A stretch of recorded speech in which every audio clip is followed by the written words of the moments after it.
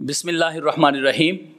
آج ہم جس کتاب کا تعارف سمجھنے جا رہے ہیں وہ کتاب بھی وہی کتاب ہے جس کا تعلق جس دور کے ساتھ ہے وہ کتب ستہ کا دور ہے، وہ کتب عشرہ کا دور ہے۔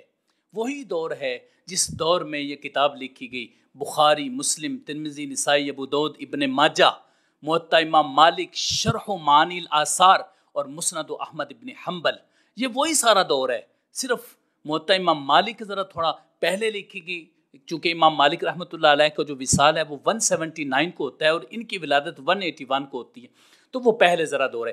باقی سارا جتنے بھی ائمہ کرام کا ذکر کیا ہے کتب عشرہ میں سے، باقی جو ائمہ کرام ہیں وہ وہی دور ہے۔ اسی دور میں ہی امام دارمی رحمہ اللہ نے یہ کتاب لکھی سنن دارمی کے نام سے۔ جو متقدمین ہمارے اسلاف ہیں، یعنی جو محدثین کرام ہیں، انہوں نے مسند دارمی کا نام دیا اور آج بھی مسند دارمی کا نام دیتے ہیں، لیکن یہ وہی کتاب ہے جو سنن ہے۔ بعض لوگ یہ سمجھتے ہیں کہ شاید مسند اور ہے اور سنن اور ہے، ایسی بات نہیں ہے۔ پہلے اس کو مسند کے نام سے بولا جاتا تھا، پھر اس کے بعد اس کو سنن کے نام سے ابن حجر اسقلانی اور ان ائمہ کرام نے اس کو سنن کے نام سے آگے یاد کیا۔ اصل میں بات یہ ہے کہ یہاں پر کوئی اختلاف کی وجہ نہیں ہے کہ بندہ کہے کہ یہ مسند نہیں ہے، یہ سنن ہے۔ یہ اختلاف کرنے کی ضرورت ہی نہیں ہے ہمیں۔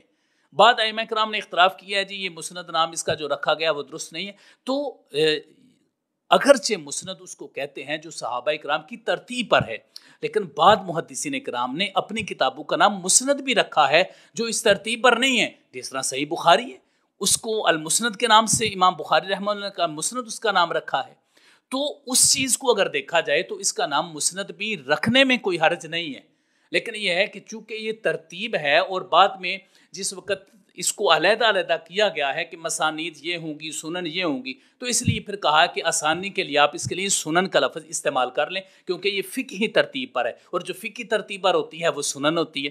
تو اس لیے اس کا جو نام ہے وہ آپ مسند دارمی بھی کہہ سکتے ہیں اور سنن دارمی بھی کہہ سکتے ہیں، کوئی بھی کہہ سکتے ہیں۔ زیادہ تر یہ کوشش ہونی چاہیے کہ ہم ان چیزوں کے بہت زیادہ اختلافات سے بچیں اور ہم ایسی چیز ایک لے کر آئیں تاکہ اس میں آسانی ہو۔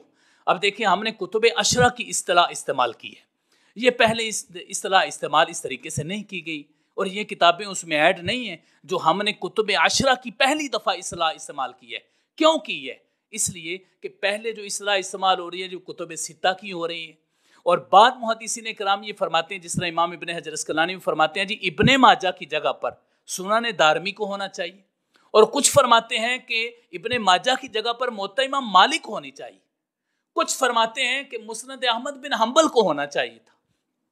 تو ہم نے کیا کیا؟ ہم نے کہا کہ یہ جو اختلافات چلے آ رہے ہیں، اس کتاب کو اس میں ہونا چاہیے تھا، اس کتاب کو نکلنا چاہیے تھا، اس کتاب کو، تو کسی حد تک اس کا اختلاف کم ہو اور وہ کتابیں جن کا باقاعدہ طور پر محدثین اکرام نے ذکر کیا ہے ان کو کتب عشرہ میں شامل کر لیں، اور کتب ذخیرہ حدیث کا نام دے کر ساری کتابوں کو شامل کر دیا جائے تاکہ یہ معاملہ بڑا آسانی سے لوگوں تک پہنچ سکے۔ تو کتب عشرہ کا جو ہم نے نام لیا، اس سے جو کتابیں مراد ہیں وہ بخاری، مسلم، ترمذی، نسائی، ابو داؤد، ابن ماجہ، یہ کتابیں، اور اس کے بعد مؤطا امام مالک ہیں، مسند احمد بن حنبل ہے، شرح و معانی الآثار ہے، اور امام دارمی رحمہ اللہ کی یہ کتاب سنن دارمی اس میں شامل ہے۔ تو یہ اصطلاح جو ہے وہ اس کے ساتھ شامل کی تاکہ کتب عشرہ کا مفہوم سمجھ میں آ سکے۔ تو یہ کتاب اسی دور میں ہی لکھی گئی جو وہ دور تھا جس کی وضاحت ہم نے کی ہے، اور اس کو ہم نے امام دارمی کا جو تعارف ہم نے ذکر بتایا ہے اس میں بھی ہم نے اس کو ذکر کر دیا۔ تو یہ اس کی طرف اب آتے ہیں کہ جو سنن دارمی کتاب ہے امام دارمی رحمہ اللہ کی، اس کی 2 جلدیں ہیں، 2 جلدوں میں آپ نے وہ کتاب لکھی، اور اس کے اندر پھر آپ نے جو ترتیب رکھی ہے وہ کتابوں کے حساب سے رکھی ہے۔ کتاب لائے ہیں اور اس کے آگے آپ پھر ابواب لے کر آئے۔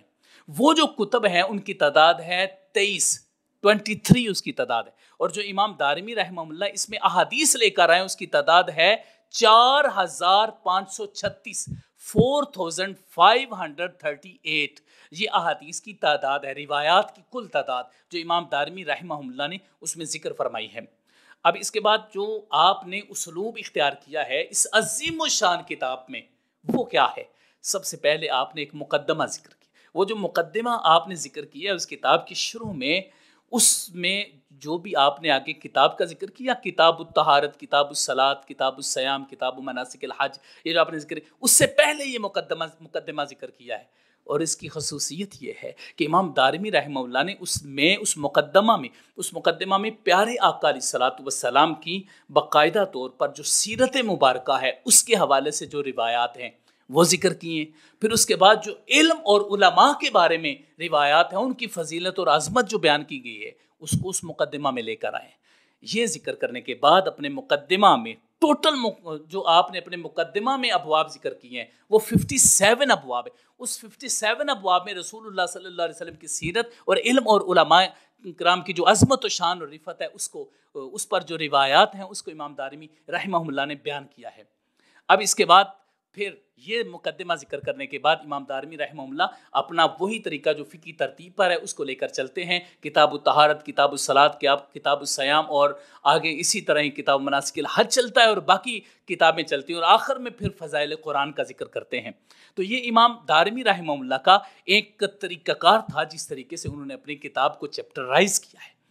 اب اس کے بعد دیکھتے ہیں کہ امام دارمی رحمہ اللہ نے طریقہ کار کیا اپنایا. حدیث کو جب وہ لے کے آتے ہیں تو پھر کیسے؟ ایک تو یہ ہے بفضل تعالیٰ وہ اپنی سند کے ساتھ حدیث کو ذکر کرتے ہیں، جس طرح امام بخاری کرتے ہیں، امام مسلم کرتے ہیں، ترمذی نسائی کرتے ہیں، اور امام طحاوی شرح معانی الاثار میں کرتے ہیں. جس طرح یہ اپنی کتابوں میں اپنی سند کے ساتھ حدیث لے کر آتے ہیں، امام دارمی رحمہ اللہ بھی اپنی سند کے ساتھ لے کر آتے ہیں. ظاہر ہے یہ امام بخاری مسلم اور امام ابو داؤد اور امام ترمذی کے استاد جو ہیں، امام ابو ذرہ رازی اور امام ابو حاتم رازی کے استاد ہیں، امام محمد بن یحییٰ الزہلی کے استاد ہیں، اور امام عبد بن حمید کے استاد ہیں امام دارمی. تو یہ ظاہر ہے پھر اپنی سند کے ساتھ لے کر آئیں گے. وہ اس دور میں اپنی سند کے ساتھ چلتی تھی، وہ ساری احادیث ذکر کی جاتی تھی، تو اپنی سند کے ساتھ لے کر آتے ہیں. پھر اس کے بعد حدیث ذکر کرتے ہیں، روایت ذکر کر دیتے ہیں. وہ احادیث مرفوعہ رسول اللہ صلی اللہ علیہ وسلم کے فرامین بھی ذکر کرتے ہیں، صحابہ کرام کا بھی ذکر کرتے ہیں، تابعین کا بھی ذکر کرتے ہیں.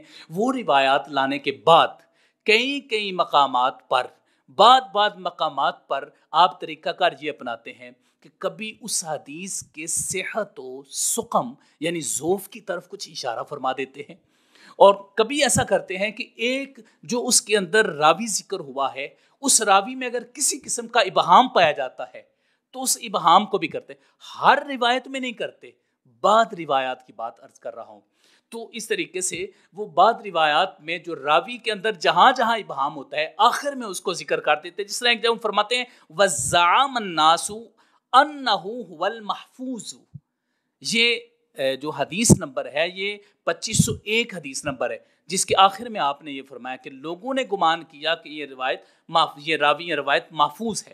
اب اس کا مطلب یہ ہے کہ امام دارمی رحمہ اللہ نے اس طرح کی بہت زیادہ جگہ پر یہ جو راوی کا ابہام تھا اس کو بھی دور کیا کہ یہ راوی کیا حیثیت رکھتا ہے، یہ راوی ضعیف ہے، یہ راوی کیا حیثیت، جہاں ابہام تھا وہ آپ نے دور فرما دیا. اسی طرح ہی آپ کسی مقام پر آپ اجتہاد بھی فرماتے ہیں، اور آپ کو بہت زیادہ محدثین کرام نے اور فقہاء کرام نے مجتہدین میں شمار فرمایا ہے، کیونکہ ظاہر ہے امام دارمی رحمہ اللہ بہت بڑے فقیہ تھے اور سمرقند کے قاضی بھی منتخب ہوئے تھے تھوڑے عرصے کے لیے. پھر آپ نے ایک فیصلہ سنایا اور اس کے بعد خود ہی ریزائن کر دیا، لیکن آپ بہت بڑے مجتہد اور فقیہ تھے.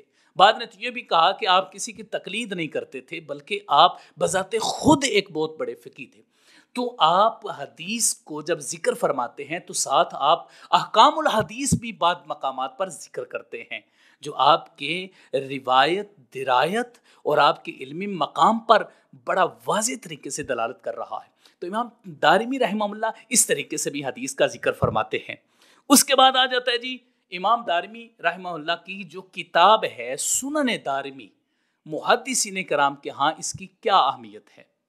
ایک امام علامہ اعلی رحمہ اللہ کا قول جو امام ابن حجر اسقلانی نے ذکر کیا ہے وہ میں پیش کرتا ہوں. فرماتے ہیں ینبغی ان یعد کتاب الدارمی، مناسب تھا کہ جو امام دارمی کی کتاب ہے اس کو شامل کیا جاتا سادسا للکتب الخمسہ، وہ جو 5 کتابیں ہیں اس کی چھٹا، یعنی جو کتب ستہ ہے بخاری مسلم ترمذی نسائی ابو داؤد، یہ جو 5 کتابیں اس کے ساتھ اس کو ملا دیا جاتا. بدلو کتاب ابن ماجہ کتاب کی جگہ پر سنن دارمی کو رکھا جاتا. یعنی وہ یہ بتا رہے ہیں کہ کتب ستہ اس طریقے مکمل کرتے کہ ابن ماجہ کو نہ رکھتے، سنن دارمی کو رکھ دیتے. پھر اس کی وجہ بیان کرتے ہیں. وجہ یہ بتاتے ہیں فَإِنَّ قَلِيلَ الرِّجَالِ الضُّعَفَاء نَادِرُ الْأَحَادِيثِ الْمُنْكَرَ وَالشَّاذ. انہوں نے فرمایا کہ اس لیے کہ جو دارمی ہے، سنن دارمی ہے، اس میں جو ضعیف راوی ہیں یہ بہت کم ہیں، اور بالکل چند شاذ و ناظر جو ہیں وہ اس میں منکر اور شاذ روایات ہیں. پھر اس کے بعد فرمایا کہ اس میں اگرچہ مرسل اور موقوف روایات ہیں، معاذ ذالک اولی من کتاب، اس کے باوجود بھی یہ ابن ماجہ سے زیادہ بہتر ہے. اور دوسری جگہ پر امام ابن حجر اسقلانی نے کیا فرمایا، نکت اپنی کتاب کیا فرمایا، لو جعل مسند الدارمی سادسا کان اولا، اگر مسند دارمی کو چھٹی جگہ پر رکھ دیتے تو وہ زیادہ بہتر ہوتا. اس سے معلوم ہوتا ہے کہ امام دارمی کی جو سنن ہے اس کا بہت بڑا مقام ہے، اور محدثین کرام نے اس کو مقام. میں یہ کہوں گا کہ آپ اس کتاب کا بھی مطالعہ کریں تاکہ رسول اللہ صلی اللہ علیہ وسلم کا یہ ذخیرہ حدیث بھی ہمارے سامنے آئے. اللہ رب العزت ہمیں احیاء حدیث کی توفیق عطا فرمائے. آمین یا رب العالمین. صلی اللہ علیہ وسلم سیدنا محمد و آلہ وصحبہ.